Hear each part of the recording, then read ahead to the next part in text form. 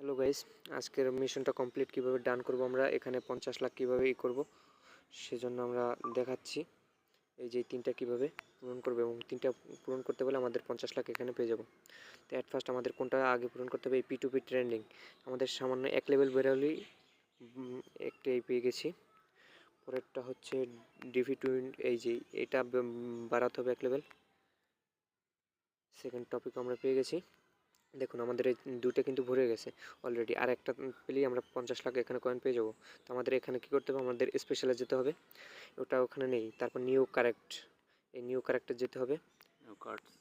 new কার্ডসের ওখানে গিয়ে আমাদের